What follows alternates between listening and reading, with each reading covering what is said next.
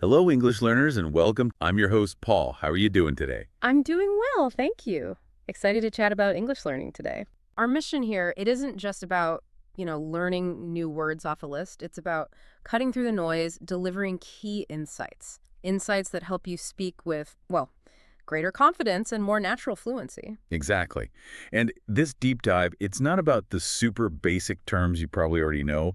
We're really going to lean into those more nuanced, real-life vocabulary words, the kind native English speakers use all the time, words that capture specific feelings or situations, Hmm. things that formal language sometimes misses. Right. And hopefully by the end, you'll have some new tools to express yourself more precisely, more naturally. Plus, we've got a really memorable real-life story coming up that kind of brings it all together. So let's dive in. What's our first word? Okay, first up is flaky. No. You might have heard this one around, maybe in a show or just chatting, but what does it really mean? Essentially, flaky describes someone who's unreliable, inconsistent. Okay, unreliable. Yeah, like someone who often cancels plans, maybe last minute, or just Right. doesn't follow through on things they would say they'll do. And the insight here is it's not just unreliability. It pinpoints a specific kind of, let's say, social frustration. That feeling when someone doesn't seem to value your time. Okay. That makes sense. Yeah. I mean, nobody really likes a flaky person. Right. Right. It labels that common annoyance quite precisely. It really does capture that feeling. The sources have some great examples, like, I stopped inviting Sarah to group events because she's too flaky and always cancels last minute. Yeah. You can just feel the frustration there, can't you? Or more directly, maybe pleading a bit. Don't be flaky. If you say you're going to help me move, I'm counting on you. Yeah, that's a good one. And it works in work settings too, which is interesting. Like, my new coworker seems kind of flaky. He's missed 3 team meetings already. That implies, well, a lack of dependability. Absolutely. And that versatility is key. Yeah. Use it when someone keeps canceling on friends. You know the type, always says yes, then poof, gone. Or describing that colleague, maybe like a hypothetical Brandon, on a team project who just doesn't pull his weight, doesn't Right. finish his tasks. Brandon's being a bit flaky on this. Exactly. And surprisingly, you can even use it for services. Like maybe if phone company's customer service is really inconsistent. Yeah, You might say the reps are a bit flaky. It just works whenever dependability is missing. that really shows its range. Okay, moving from flaky frustration to maybe another relatable feeling. Our next word is kind of fun. It's hangry. Hangry. Yes, this one's brilliant. It's pretty obviously a blend of hungry and angry. Simple enough. Yeah, it means feeling irritable or actually angry because you're hungry. It really seemed to explode in popularity, what, maybe 4 or 5 years ago? Yeah, sounds about right. And the fact it caught on so fast just shows, taps into this universal human thing that didn't really have one single word before. Language evolving right there. It really is one of those words that just clicks instantly.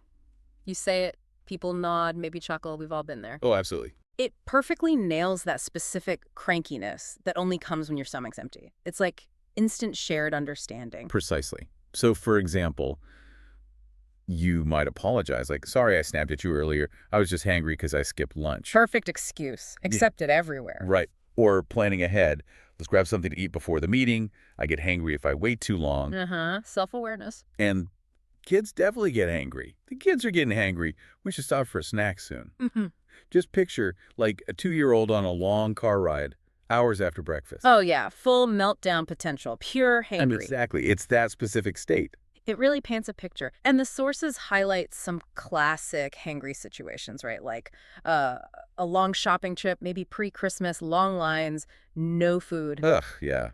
Prime hangry territory. Or working late, missing meal breaks. The source even notes even men will get hangry, which maybe sounds a bit dated now, but it underlines it's universal. Yeah, it hits everyone. And road trips. When you keep pushing back the lunch stop, suddenly the car atmosphere gets a little tense. Everyone's getting hangry. It's definitely more than just hungry. It really is that emotional edge.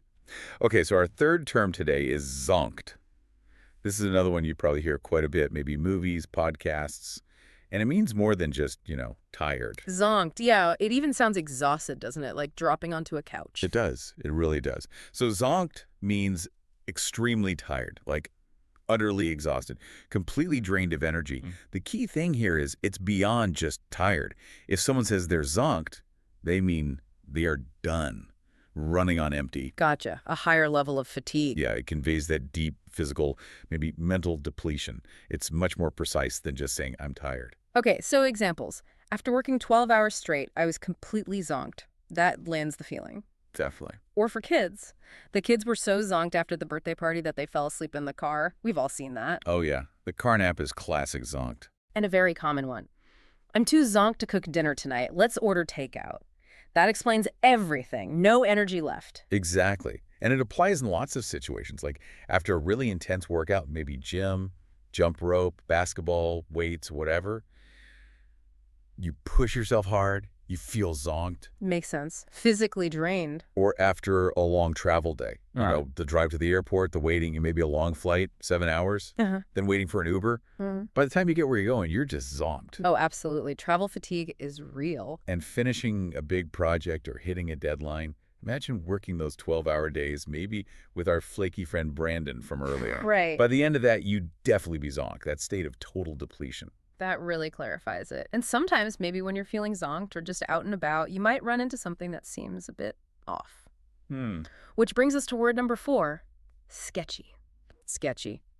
Yeah, this one's important. It basically refers to something suspicious, questionable, maybe even potentially dangerous. The core idea, the insight, is not trustworthy. But it often has this uneasy, intuitive vibe, like a little warning bell in your head. Yeah, red flag feeling. I hear this one used a lot, like, that website looks pretty sketchy. I wouldn't enter your credit card information there. It's that instant gut reaction. Exactly. Trust your gut. Or just a general bad vibe. The whole situation felt sketchy, so I decided to leave early. Smart move. And places, too. This neighborhood gets kind of sketchy after dark. It's really useful for conveying that sense of unease or suspicion. Totally. And what makes something sketchy? Well, the sources give good examples, like suspicious emails or phone calls, spam calls, weird numbers, emails with really generic greetings, or your name misspelled. Definitely sketchy. Delete. Right. Or an unclear business deal, maybe an email from some company that clearly has no idea who you are. Yeah. That feels sketchy immediately. And like you said, warning someone about a place, maybe a neighborhood that just feels unsafe at night, gets sketchy. It's about that gut feeling, something being off. It lets you signal a warning without having to list every single reason why. That's a great way to put it. It signals that lack of trust, that unease. Okay, final word for this segment. Bummed. Bummed. Yeah, this is a common one. It simply means feeling disappointed, sad, or kind of dejected about something. Feeling down. Yeah. And the insight here is it's this great emotional shorthand. It captures that specific feeling of mild disappointment or sadness, but without being overly dramatic, Right? It's not despair, it's just bummed. Exactly. Yeah. And you'd never see someone looking happy and saying they're bummed. Right? It's Yeah. always tied to sadness or disappointment. Yeah, definitely. It seems to hit that spot between just being sad and maybe annoyed, like, I'm really bummed that I couldn't make it to your wedding. It conveys regret nicely. Perfect example. Or, this is relatable, the team was bummed about losing the championship game. I saw that exact feeling with my niece's basketball team not long ago, that quiet disappointment. Oh, yeah. Tough loss. And you can use it to comfort someone. Hey, don't be bummed. There will be other opportunities. Yeah. Empathetic, short, and sweet. Exactly. And we use it whenever things just don't quite go our way. Plans get canceled unexpectedly. Maybe you planned a whole birthday trip and it falls through. You'd be bummed. Definitely bummed. Or getting bad news, like maybe not getting a job you really wanted after a bunch of interviews. That's a classic bummed moment. For sure. Or just missing out on something important. Maybe you were sick or you just forgot the date. All those times things didn't pan out like you hoped. Bummed fit perfectly.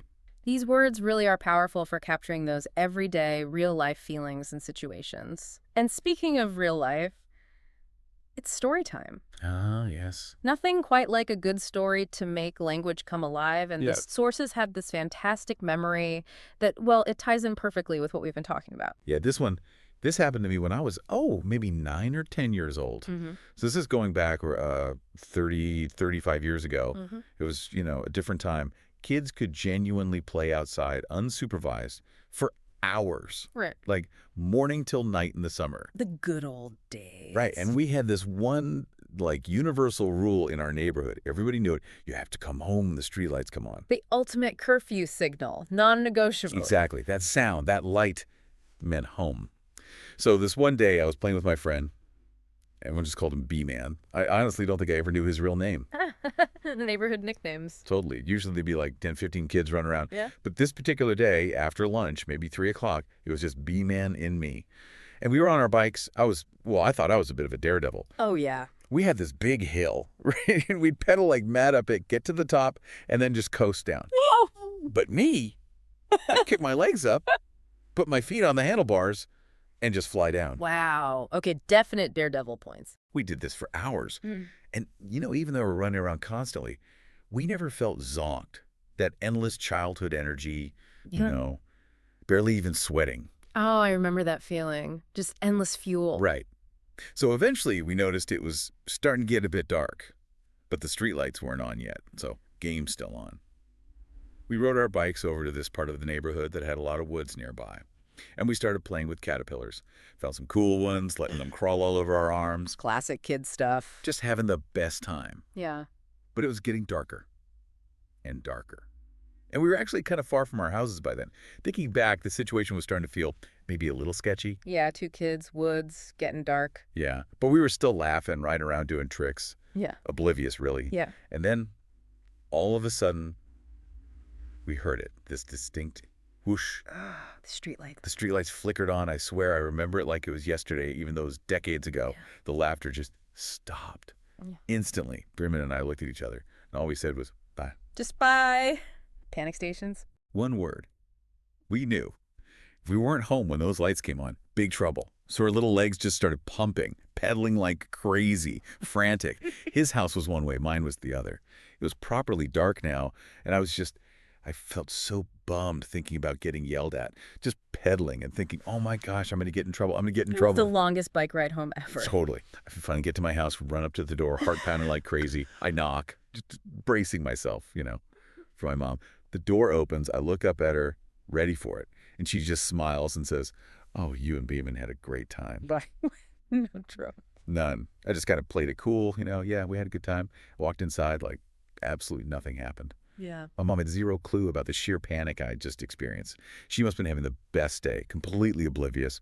And I was expecting the worst ending to mine. Wow. But nope. She just said, I'm glad you and Beeman had a good time. Yeah. I went inside. Nothing happened. We had dinner. It was fine.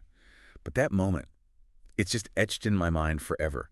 The night Beeman and I almost got in big trouble, but had the time of our lives right before those streetlights came on. Yeah.